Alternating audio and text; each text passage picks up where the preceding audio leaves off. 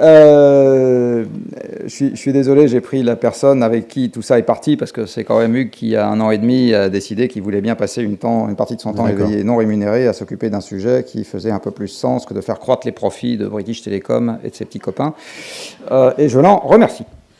La deuxième chose, c'est qu'on retrouve dans cette affaire-là, finalement, un éternel débat qui est est-ce que la technique arrivera à rattraper l'inflation des usages? Alors on pourrait citer ça surtout sur le chauffage central, sur les voitures, sur les avions, etc. Et pour le moment, à chaque fois, les usages ont gagné.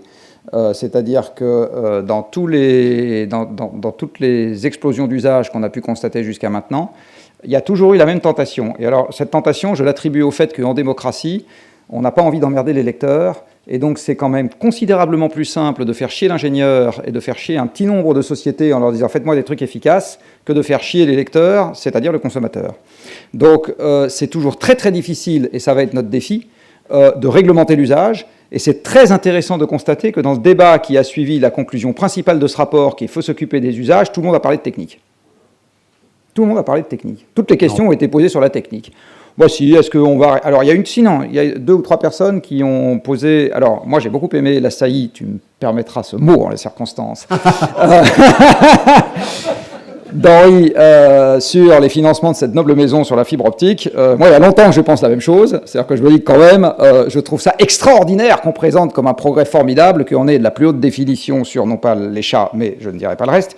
Mais c'est un truc qui est très très drôle, et on présente ça comme une avancée technologique qui va révolutionner le monde. Je trouve ça... C'est un phénomène mondial. Oui, non, mais voilà. C'est pas la meilleure part. Ah, je trouve que comme hypocrisie, on ne fait pas mieux.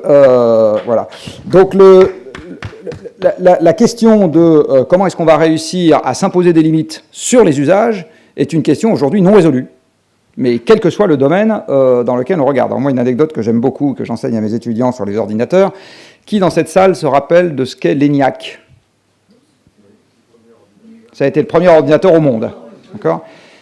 150 kilowatts, 18 000 transistors qui à l'époque étaient des tubes à vide. D'accord ?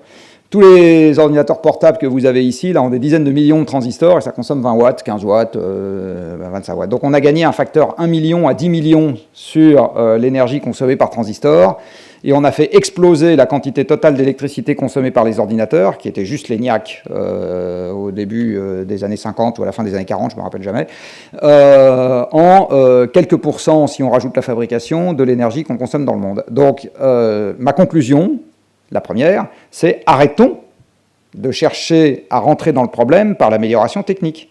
Il faut rentrer dans le problème par la limite réglementaire. Donc la bonne question, c'est je réglemente, et derrière, la technique s'adapte pour faire ce que tous les ingénieurs au monde savent faire, c'est-à-dire de l'optimisation sous contrainte. Mais tant qu'on n'a pas mis la contrainte, on n'optimise pas la contrainte. On optimise autre chose, mais pas la contrainte. Je vous rappelle également que la trajectoire sur laquelle il faudrait s'engager, si on veut avoir une chance de tenir ces fichus 2 degrés qui sont l'une des raisons de vivre du shift, si on veut avoir une chance, c'est de baisser les émissions planétaires à partir de demain matin, ou même à partir de la seconde qui va suivre mon dernier mot, là, de quelques pourcents par an, 4%, 5%. Demain matin, là, on commence, moins 4% tous les ans. C'est ça qu'il faut faire si on veut avoir une chance de tenir les 2 degrés. Bon. Bien évidemment, on ne va pas les tenir. Donc, dans quelques siècles, les Pays-Bas seront sous les eaux, par exemple. Bangkok aussi. Une partie de la Floride aussi. Bon, les Américains émettent trop, c'est pas grave, ça n'est qu'une punition divine. Mais les Flamands ont intérêt à aimer les Wallons, parce que non mais... Et Hambourg sera sous l'eau. Donc, c'est juste pour dire, pour éviter ça, il y a une partie du problème qui vous a été présentée aujourd'hui. Et c'est bien évidemment, il faut raisonner à l'envers, il faut caper les émissions en valeur absolue du système, et derrière, le système s'optimise pour offrir la meilleure valeur ajoutée possible aux gens qui utilisent le système. Alors, ce genre de raisonnement est un raisonnement qui est peu répandu, mais, je vais finir par ça, c'est une chance pour nous, parce que la tradition historique des ingénieurs français, c'est d'être très bon dans l'optimisation sous contrainte. Bah ouais, on est très bon dans ce domaine-là. On n'est pas bon dans tout, mais dans ce domaine-là, on est très bon. C'est pour ça qu'historiquement, les Français ont su faire des grands systèmes compliqués qui fonctionnaient plutôt mieux que ceux des voisins, même si on rouspète contre ce qu'on a fait, quand vous faites des comparaisons internationales. Et ce que je dis vaut pour le train, les services urbains, l'électricité ou tout ce que vous voulez. Donc, moi j'ai envie de dire, c'est plutôt une bonne nouvelle ce qu'on est en train de mettre sur la table, parce qu'il faut se dire à nous-mêmes, t'as vu la haie là, même pas capable de la franchir, c'est comme ça qu'il va falloir prendre le problème, sinon on ne va pas y arriver. Si on ne se lance pas un défi à nous-mêmes, au fond, tout ce qu'on va voir, c'est qu'on ne pourra plus regarder, parce qu'en plus, même dans le métro, c'est pas tellement le petit chat qu'on regarde, c'est la youtubeuse qui est en train de se maquiller. Là, ça, je peux dire que c'est beaucoup plus fréquent que le petit chat. Donc, il y a vraiment un défi qu'on a à se lancer à nous-mêmes, qui est de prendre le problème à l'envers, de se fixer un objectif en se disant même pas cap, et d'essayer quand même d'y arriver.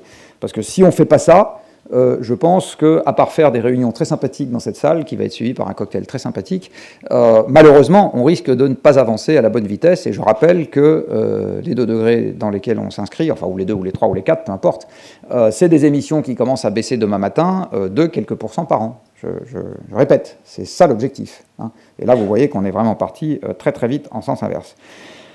Voilà, j'espère que vous avez, enfin dans cette salle peut-être pas, mais également revisité quelques idées reçues, notamment le fait que le numérique contribue à l'efficacité globale de l'économie.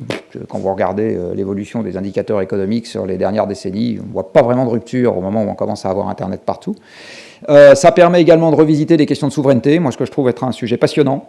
Moi je me rappelle d'un ami qui il y a 20 ans m'a dit « Putain, il y a un truc génial sur Internet, tu dois regarder, ça s'appelle Google. Bon. » C'est pas si vieux, hein. C'est pas si vieux. Hein. Et je trouve que cette histoire-là qu'on est en train de mettre sur la table, je le redis, moi je trouve que c'est une invitation extrêmement intéressante à reposer les questions de souveraineté, et je trouve que là on a une occasion en or, de plus, quelque part, pour en débattre. Voilà, quelques mots jetés en vrac, et encore une fois, à nouveau, merci. Pour les gens qui ont ouvert ce débat, qui, je l'espère, n'est pas prêt de se refermer. Et qu'on peut poursuivre tout de suite autour d'un verre. Merci beaucoup. Merci d'être...